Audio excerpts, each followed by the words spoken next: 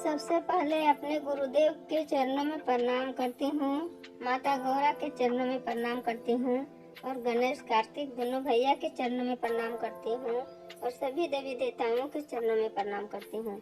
मेरा प्रणाम स्वीकार हो और जितना भी गुरु भाई और बहन है उन लोगों को भी चरणों में प्रणाम करती हूँ, मेरा प्रणाम स्वीकार हो। तो दोस्तों, आज हम एक फिर से चर्चा लाए हैं आप लोग के लिए। बहुत सुंदर चर्चा है दोस्तों, शुरू से अंत तक जरूर सुनिएगा। अच्छा लगेगा लाइक कर दीजिएगा और शेयर कर दीजिएगा दोस्तों। कमेंट में हर हर महादेव जरूर लिखिएगा। तो दोस्तों, कथा शुरू करने जा रहे हैं। एक शिष्या थी, उसका भाई नहीं था, मात्र एक लौती बेटी थी और कोई नहीं था उसको। शिव को बहुत पूजती थी, शिव को वो गुरु मानी थी। तो जब उसको शादी हुआ तो माँ बाप मर गए दोनों।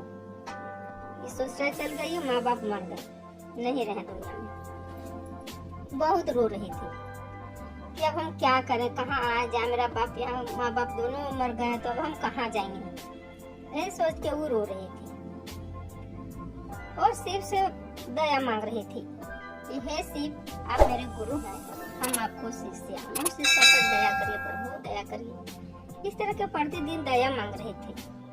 रक्षाबंधन आता था तो बहुत रोती थी, बोलती थी कि एक भाई भी रहता तो हम मैके जाते, अब हम कहाँ जाएंगे, माँ बाप भैया नहीं है तो हम किसका दरवाजा पर जाएंगे। ये सोच सोच के बहुत रो रही थी। मंदिर में भी जाके शिवलिंग पास भी रो रही थी और यही उसको ध्यान लगा हुआ था कि अब हम कहाँ जाएंगे, मेरा भाई भी नहीं है प्रभु, कहाँ जाएंगे। एक तो मेरा भाई रहता तो हम जरूर जाते उसका दरवाजा। तो एक दिन वो जा रही थी मंदिर, बैठ के वो रोने लगी एक जगह, सोच के रोने लगी। तो वहां एक नाग आया और नाग बोल रहा है वहां पर कि काहे रो रही है इतना।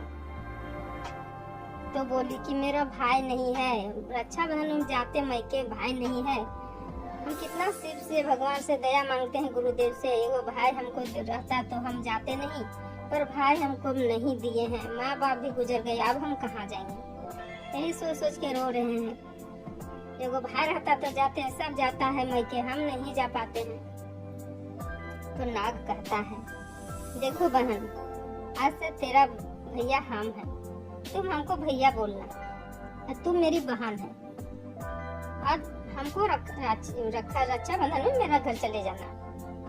तो सोचती है नाग हमको बोल रहा है हम भैया हैं, हम इसको राखी कैसे बांधेंगे, ये हमको पूरा राखी बांधने के लिए जाना मेरा घर रक्षाबंधन में, तो हम कैसे जाएंगे।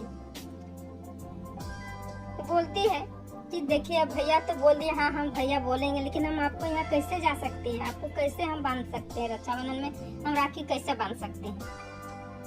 कि नहीं बांध सकती हो, तुम मेरी बहन हो, हमको राखी बांध सकती हो। चलो आज से तो तेरा भैया हम हो गए, चलो मेरा घर। और वो अपने घर ले गए अपना मनुष्य के रूप ले गए। तो वहां जब अपना बिल में घुसाए तो बिल के अंदर देखते हैं बहुत शानदार, वहां अंदर में स्वर्ण महल है। नाग के घर में बहुत अच्छा घर है, सोना के बना हुआ है। तो ये गई शिष्या, नाग ले गए। तो वहां नागिन कहती है नाग से कि ये कौन है, इसको काहे ले आए यहाँ पर, दुश्मन है हम लोग के लिए, ये हम लोग को कब मार सकती है, काहे लाए इसको। तो नाग कहता है कि नहीं नहीं, ऐसे मत बोलो, अगर इसका हम लोग दुश्मन थे तो हम यहाँ दूर इतना दूर तक नहीं ला पाते, हमको वहीं मार देती। कि ऐसे मत बोलो, इसका भाई नहीं है, हम इसको वचन दे चुके हैं कि हम आज से तेरा भाई हैं, ये मेरी बहन है और तेरी ननद हुई, तुम आज से इसको ननद बोलेगी, इसको मत मारना, मत कुछ बोलना, इसको दुख मत देना कभी। तो नागिन कहती है ये मेरी ननद, हम इसको ननद कैसे मानेंगे। फिर भी नाग के बात मान ली, ठीक है। रात हुआ, सब अपना अपना जगह में विश्राम किया। नाग नागिन अपना जगह में, इनको एक जगह में विश्राम करने के लिए, सोने के लिए रात को दिया गया। जब रात हुआ तब देखती है कि छोटा छोटा पेटारी में बहुत ऊपर में रखा हुआ है कुछ कुछ। इसको तो नींद आ नहीं रहा था शिष्या को, इस वजह से सब क्या रखा हुआ है, क्या रखा हुआ है। तो उतार के देख रही थी। जैसे खोली कि देखते कि छोटा छोटा छोटा छोटा बच्चा बहुत सारा है। अब पूरा घर में इधर उधर कूदने लगा। अब कूदने लगा तो डर से ये उछलने लगी, तो किसी को हाथ पैर टूटा, किसी को पैर, किसी को माथा में चोट लगा, बहुत किसी को चोट लग गया बच्चा सबको। और बेचारी क्या करेगी, डर से तो बोली नहीं। सुबह हुआ, सुबह तो भैया को बोली नहीं डर से कि अगर हम बोलेंगे तो हमको मार देंगे भैया और भाभी, दोनों हमको मार देगी यहाँ पर। नहीं नहीं बोलेंगे, हम चुप्पे रहेंगे। सुबह हुआ, बोलती है नाग से कि भैया अब हम जाएंगे अपना घर, हमको घर ले चलिए। तो नाग कहता है घर जाके, ठीक है चलो। फिर कुछ देव के और बहन को विदा किए। वो अपना घर आई। घर आ गई तो उसका भाभी जो थी नागिन आके देखती है, जहाँ ये आराम की थी वहाँ आके घुस के देखती है तो बच्चा सबको, किसी को हाथ टूटा है, किसी को पैर टूटा है, किसी को माथा फूटा है और सब बच्चा मतलब पड़ा हुआ है। तब नागिन को बहुत लगा गुस्सा। नाग से गुस्सा निकाली, बोली कि ये कौन बहन आपको थी, देखिए मेरा बच्चा सबको कितना घायल करके चल गई है, देखिए मार रही थी रात को मेरा बच्चा सबको, ये हम किसी दिन हम लोग को भी मारेगी, इसको आप बहन बोलते हैं, देखिए बच्चा की कितना घायल करके चल गई है। जाइए चुपचाप उसको भी डस के आइए, बदला चुकाइए, मेरा बच्चा को काहे मार के जाएगी। पूरा नागिन बोलने लगी नाग को, जाइए अब बहन को हम नहीं जानेंगे, बहन है हम नहीं समझेंगे, वो मेरी ननद है, सो मेरा बच्चा को मार के गई है, तो जाइए उसको भी डस के आइए। ना कहते नहीं नहीं ऐसे नहीं हो सकता है, हम वचन दे चुके हैं, वो मेरी बहन है, हम बहन को ऐसा नहीं कर सकते हैं, वो ऐसा नहीं की होगी। नागिन बोलती है नहीं मेरा बच्चा ऐसा कभी नहीं होता था, कैसे हुआ ऐसा, जाइए उसको भी डस के आइए, और नहीं तो फिर हम ही अन्न पानी नहीं खाएंगे, मर जाएंगे हम बच्चा के साथ।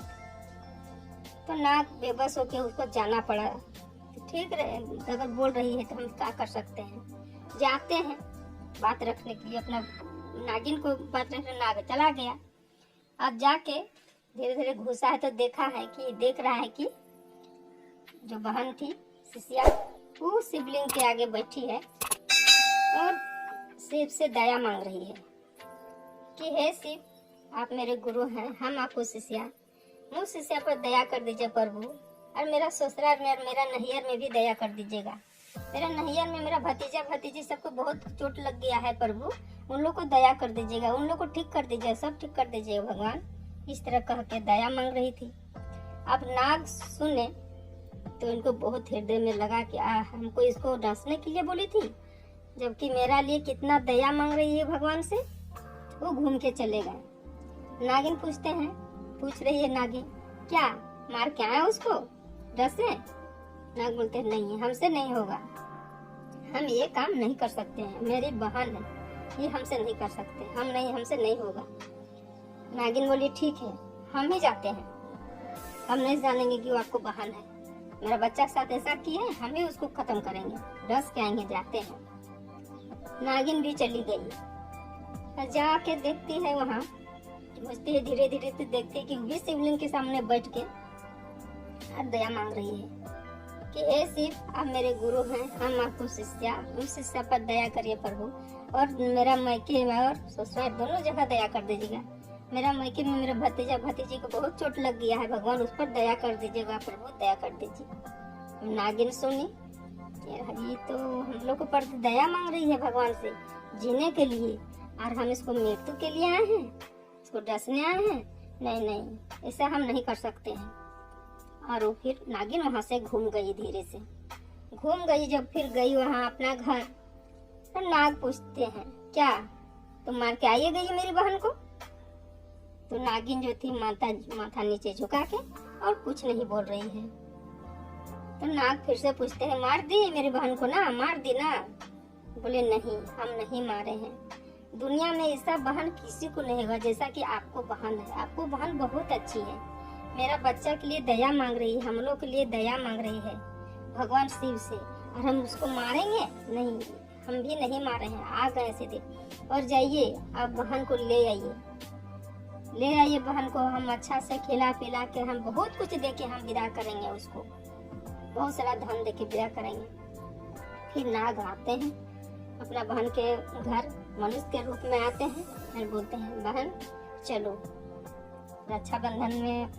फिर आ गया, चलो रक्षाबंधन में मेरा यहाँ राखी बांधने के लिए। फिर गई अपने भाई को राखी बांधने के लिए, वहाँ जाके नाग के घर, वहाँ जाके राखी बांधी भाई को, और फिर विदा। ढेर सारा धन, सोना चांदी हीरा मोती बहुत सारा दे के और विदा के नाग और नागिन, और दोनों भाई और भौजाई बन गए उनको। तो दोस्तों चर्चा देखिए यहीं तक रहता है। भगवान क्या नहीं दे सकते हैं, भगवान सब कुछ दे देते हैं। जो भगवान पर ध्यान रखते हैं और रखता है उनको सब मिलता है।